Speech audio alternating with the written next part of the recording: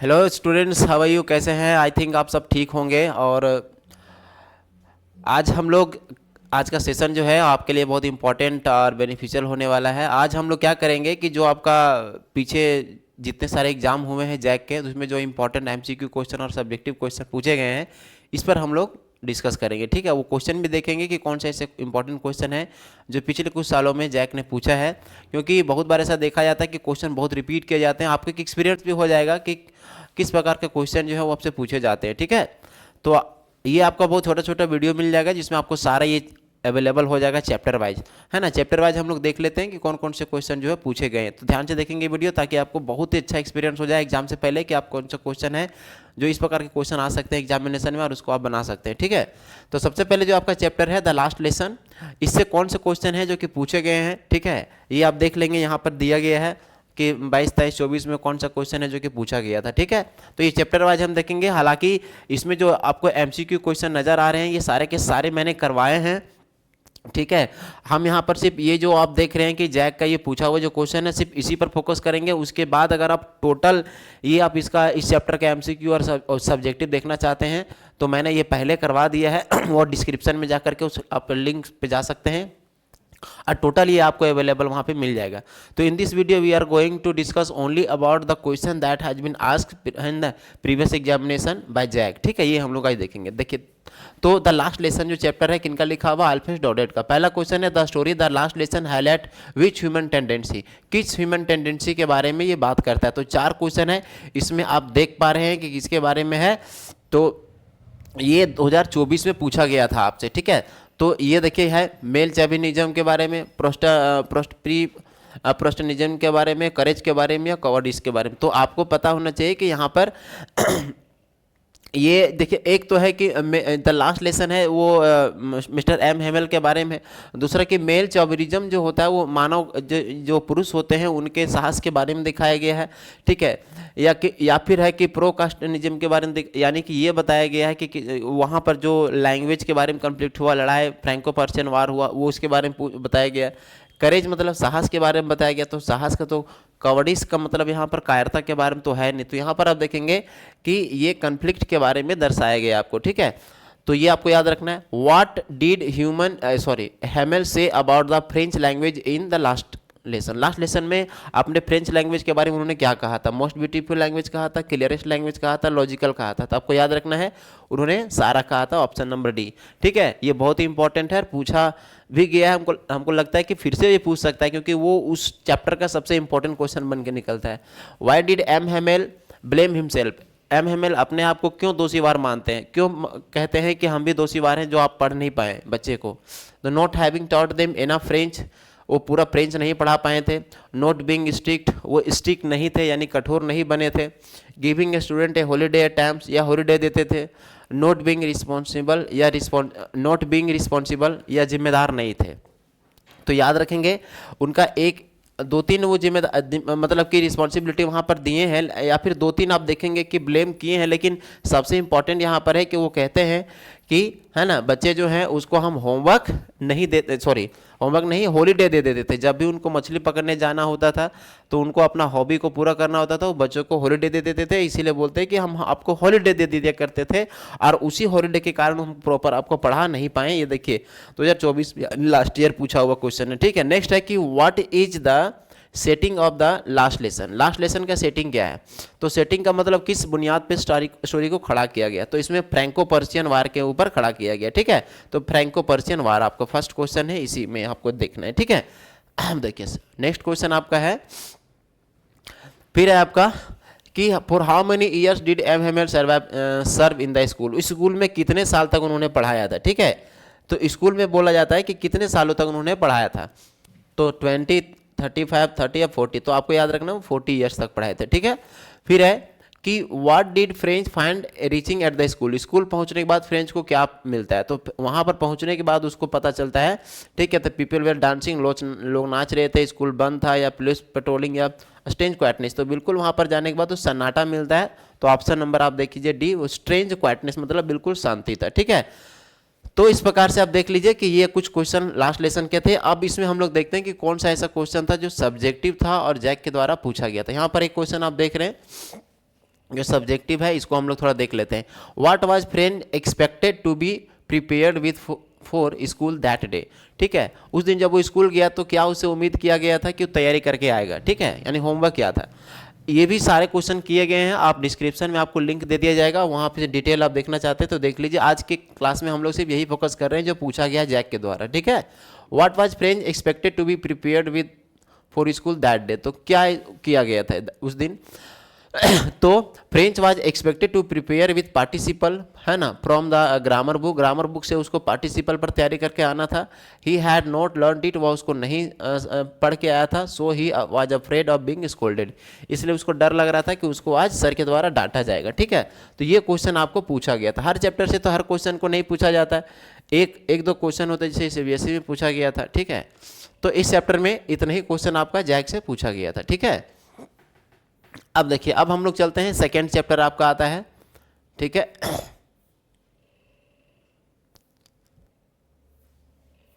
चलिए अब second question की तरफ हम लोग बढ़ते हैं। Second chapter lost spring. Lost spring में आप देखेंगे एनी जंग का, इसमें मुकेश सर साहब का चैप्टर, मुकेश सर साहब का जो स्टोरी है इसमें आपको बताया गया है सारा। लेकिन फिर से देख लीजिए कुछ ऐसे क्वेश्चन जो कि पूछे गए हैं।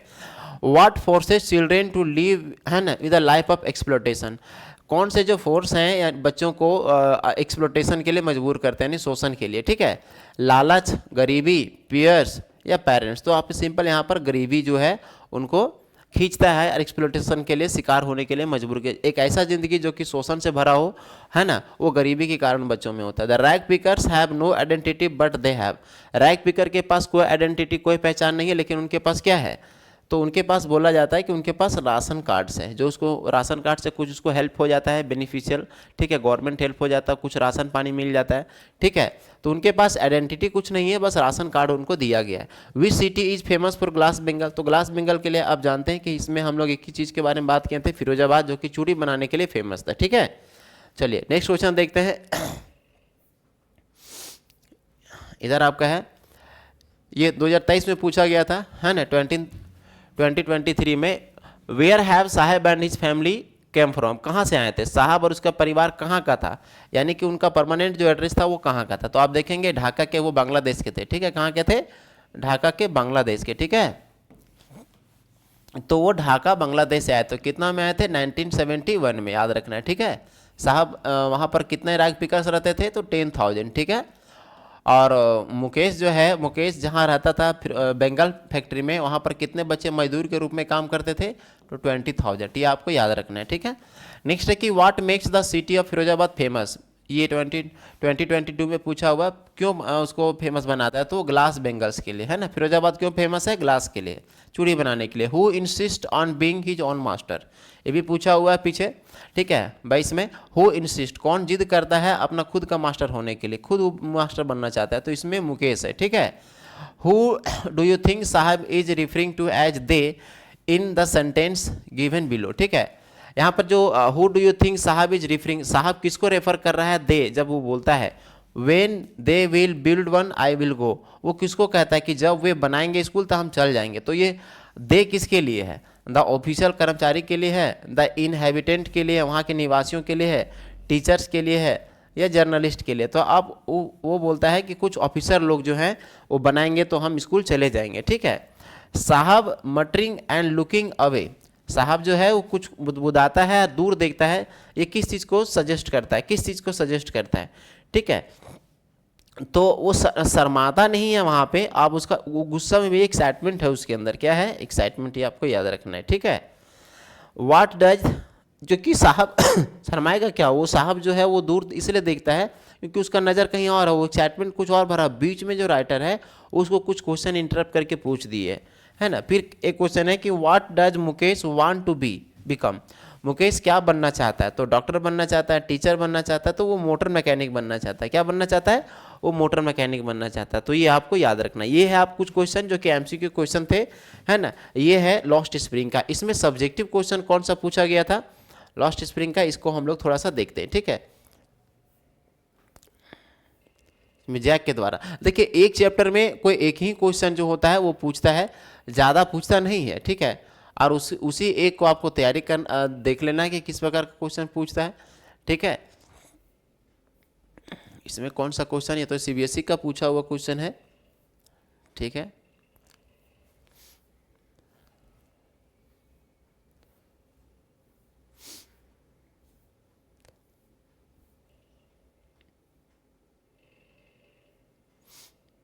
चलिए इसे क्वेश्चन नहीं है, हम लोग आगे बढ़ते हैं, डीप वाटर में आते हैं, ठीक है। इसमें डीप वाटर में हम लोग देखते हैं इसमें कौन से क्वेश्चन है जो कि पूछे गए थे इंपॉर्टेंट, ठीक है, एमसीक्यू में। तो यहाँ से स्टार्ट है, पहला है कि wherever terror struck again, wherever terror struck again, जब कभी भी जो टेरर है, डर है ना, राइटर को फिर से मतलब कि स्ट्रक पकड़ लेता था, डॉगलस वुड स्टार्ट, तो डॉगलस क्या स्टार्ट कर देते थे, डॉगलस क्या स्टार्ट कर देते थे, ठीक है। तो जब भी उनको डर लगता था तो वो क्या स्टार्ट कर देते थे, है ना, shouting, crying, laughing, talking to terror. तो याद रखें जब उनको पकड़ लेता था तो चिल्लाते उलाते थे नहीं, तो वो क्या करने थे, टॉकिंग टू टेरर, ठीक है। तो यहाँ पर है कि चिल्लाना नहीं, शॉटिंग नहीं था, लाफिंग हंसना नहीं था, ठीक है, वो टॉकिंग करने लगते थे, बात करने लगते थे डर से, ठीक है, जो डर था उससे बातें करने लगते थे। फिर how many years had the author taught in high school in Yakima, Yakima में वो कितने साल, ठीक है, उन्होंने पढ़ाया था। हालांकि ऐसा how many years had the author taught, ठीक है। तो यहाँ पर पढ़ाने का बात के, यहाँ पर ऐसा कुछ चैप्टर में आप देखेंगे जिक्र तो नहीं है, ठीक है, लेकिन यहाँ पर आप देखेंगे कि कितने सालों तक उन्होंने पढ़ाया था। तो तो यहाँ पर 2 ईयर्स है, 4 ईयर्स है, 3 ईयर्स है और यहाँ पर 5 ईयर्स है, ठीक है। तो आपको 4 ईयर्स याद रखना है, ठीक है। हालांकि आप चैप्टर में देखेंगे तो ऐसा कुछ मिलता नहीं है, ये क्वेश्चन बना के पूछ दिया गया है, ठीक है। चलिए नेक्स्ट है कि why did Douglas go to swim at Lake Wentworth, ठीक है। Why did Douglas go to swim at Lake Wentworth, वो क्यों वहाँ पर गए थे स्विम वेंटवर्थ लॉक करना, मतलब कि तैरने के लिए। Go to swim at Lake Wentworth, वहाँ एक झील है वेंटवर्थ में, वहाँ पर वो तैरने क्यों गए थे। To showcase his skill for all who had doubted him, उस स्किल को देखने के लिए जो उनको डाउट था कि अब हम सीखे कि नहीं तैरना। To honour the effect of the swimming instructor, ठीक है, स्विमिंग इंस्ट्रक्टर को ऑनर देने के लिए। To build one the ability of swimming in a natural water body, ठीक है, वो मतलब कि नेचुरली वो कैसे सीख सकते हैं उसके लिए वो गए थे। To know for sure that he had overcome his fear of drowning in water, ये श्योर होने के लिए कि he had overcome his fear from drowning in water, तो बिल्कुल वो इसलिए गए थे कि वो जानना चाहते थे कि उनका जो डर है वो कंप्लीटली खत्म हुआ कि नहीं पानी के ऊपर से, ठीक है, जो डरते थे। तो ये क्वेश्चन हो गया, ये भी पूछा हुआ था, ठीक है। अब इधर है कि डीप वाटर, ये 22 में पूछा हुआ है, और deep water is an excerpt taken from, deep water जो है वो किससे लिया हुआ चैप्टर है, किससे लिया हुआ चैप्टर, हाँ ठीक है, life of Mahatma Gandhi, main and mountains, तो इसी से लिया हुआ, याद रखेंगे, main and mountains, of main and mountains. ये एक नॉवल है विलियम डगलस का लिखा हुआ, और यही इसी के ऊपर से ये लिया हुआ है, ठीक है, इसी के ऊपर से वो लिया हुआ, ऑफ मेन एंड माउंटेन्स, ठीक है। What is haunting the author, what is haunting the author, मतलब ऑथर को क्या हॉन्ट कर रहा था, यानी कि डरा कौन रहा था, क्या उसको भय लग रहा था किसी से। Terrible experience in the pool, या घोस्ट, है ना, हिज मदर वर्ड, या ए पुश बाय यंग बॉय, ठीक है। What is haunting the fear, तो यहाँ पर वो जो उनको जो जकड़ा हुआ था वो डर किस बात का, हालांकि ये पूछा हुआ क्वेश्चन नहीं है लेकिन मैं बता देता हूँ, आगे आ गया तो याद रखेंगे कि terrible experience in the pool, जो पूल में जाने के बाद मरने से बचे थे वही उनको बार बार डर जो था वो घेर लेता था, ठीक है। चलिए तो ये क्वेश्चन कुछ थे डीप वाटर का। अब इसमें हम लोग देखते हैं कि आपका पूछा हुआ जो जैक का क्वेश्चन है वो कौन सा है, ठीक है, सब्जेक्टिव में जो पूछा गया था, अगर होगा तो आपको मैं बता दूं, ठीक है।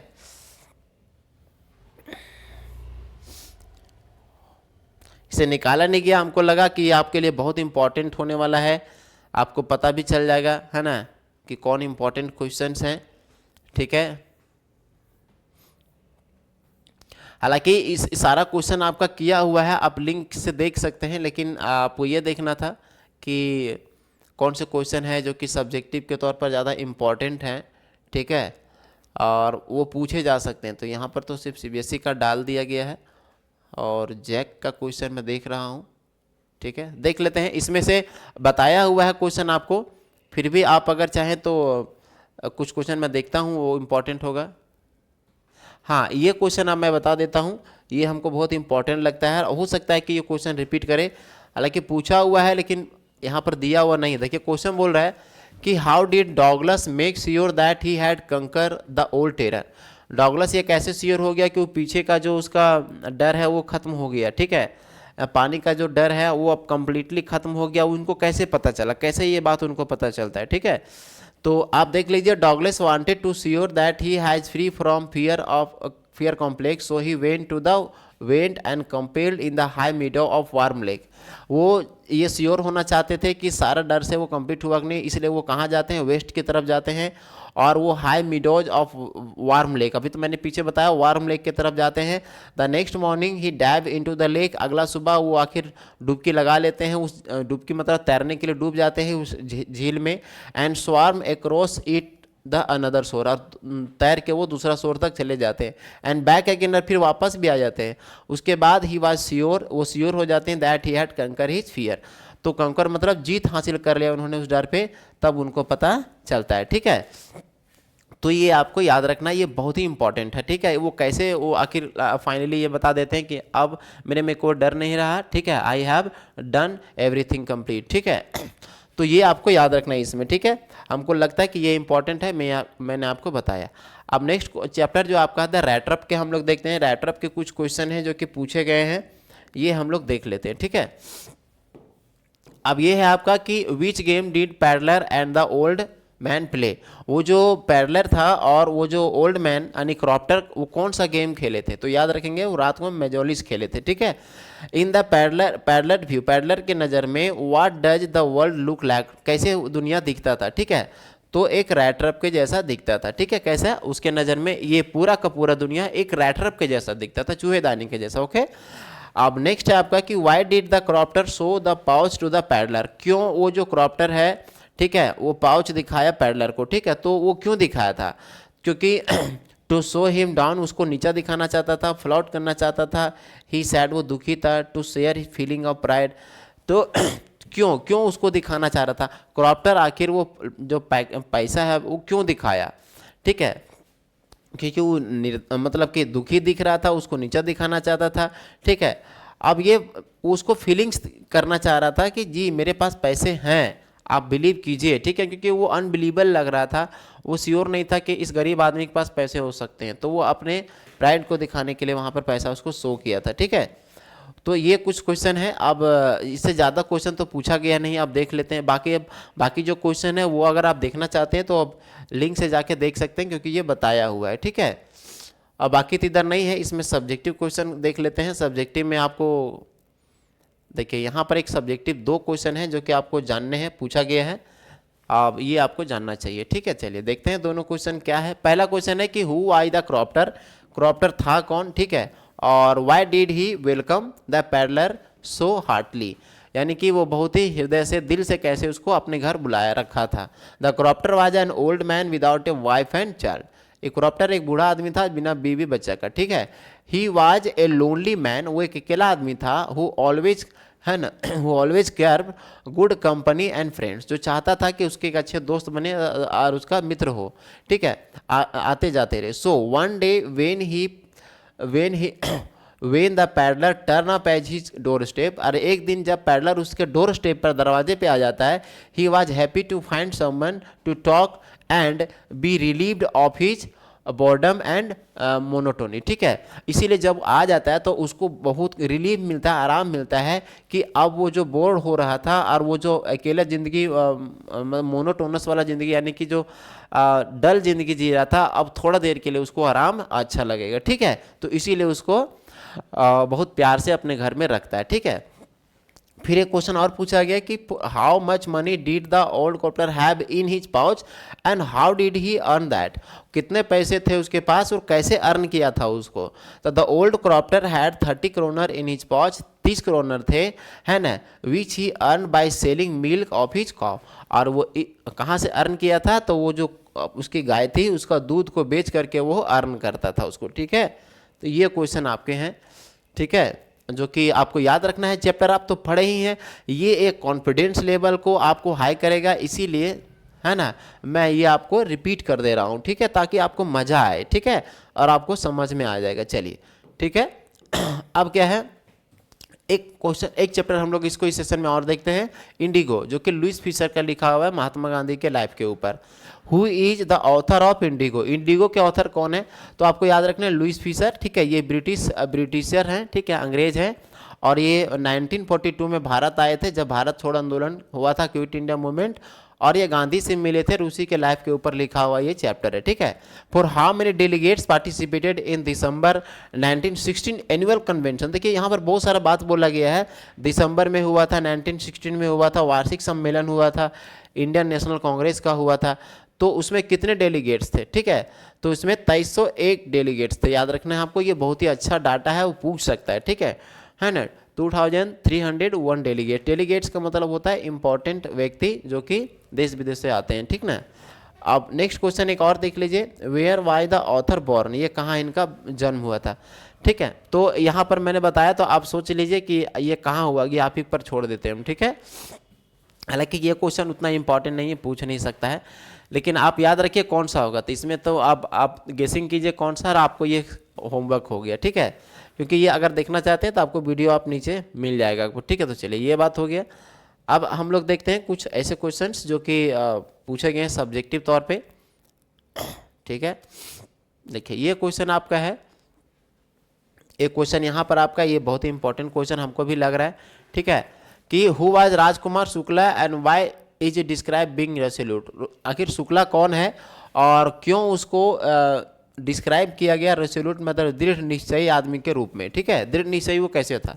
तो Rajkumar Shukla described as being resolute because even after being told about the prior engagement of Gandhi at Kanpur and other parts across the country, he does not quit. Gandhi उसको बोलते हैं कि हम यहाँ अभी जाने वाले हैं, हम आपके साथ बाद में जाएंगे, ठीक है, हमको कानपुर जाना है, देश के दूसरे और कोनों में जाना है, बावजूद इसके गांधी ने उसको क्विट नहीं किया, गांधी उसको छोड़ते नहीं है, है ना। He continuously to company Gandhi everywhere, वो हमेशा गांधी का जहाँ जहाँ वो गए गांधी के पीछे पीछे गया, that's why he was called an Resolute person, ठीक है। रेसोल्यूट मतलब दृढ़ निश्चय, जब तक वो गांधी को नहीं ले गया चंपारण तब तक वो माना नहीं, ठीक है। जहाँ जहाँ भी गांधी गए, wherever Gandhi went he followed everywhere Gandhi, ठीक है, without a word. So Gandhi was very impressed by his determination है ना, and his tenacity and his story, and finally Gandhi decided to go, ठीक है। अंत में वो आखिर डिसाइड कर ही लेते कि हम जाएंगे, क्योंकि वो एक तरीके से तपस्या करके दिखा रहा था, महीने गांधी के पीछे पीछे घूम रहा था, इसलिए वो फाइनली गांधी जो हैं उनके साथ जाने को तैयार हो जाते हैं, ठीक है। चलिए तो ये क्वेश्चन था। अब क्या है कि हम लोग इस वीडियो को यहाँ कंप्लीट करते हैं। आई होप कि आपको कुछ ऐसे क्वेश्चन मिले जो कि आपको कॉन्फिडेंस को पॉजिटिव कर रहा है कि हाँ ठीक है ये मैं कर सकता हूँ, है ना। ऐसे कुछ क्वेश्चन है जो मेरा तैयारी है, ठीक है। बाकी आप खुद जो पढ़ते हैं ना, उसमें क्या होता है कि आप पढ़ते तो जरूर है, लेकिन आपको लगता है ये छूट रहा है वो छूट रहा है, तो ये एक चैप्टर वाइज आपको 10-20 मिनट के वीडियो में मिल जा रहा है। आप इसको देखने से काफ़ी आपका कॉन्फिडेंस आएगा। कुछ ऐसे बच्चे जिनको लग रहा है कि हमको और भी देखना चाहिए, तो आप डिस्क्रिप्शन में जा करके उस लिंक से जा सकते हैं जिसमें आपको फुल एक्सप्लेनेशन मिल जाएगा, ठीक है। चलिए आई होप आप सब ठीक होंगे और एग्जाम का बहुत अच्छे से तैयारी कर रहे होंगे। मिलते हैं अगले वीडियो में इसके नेक्स्ट पार्ट के साथ, ठीक है। Thank you, have a nice day.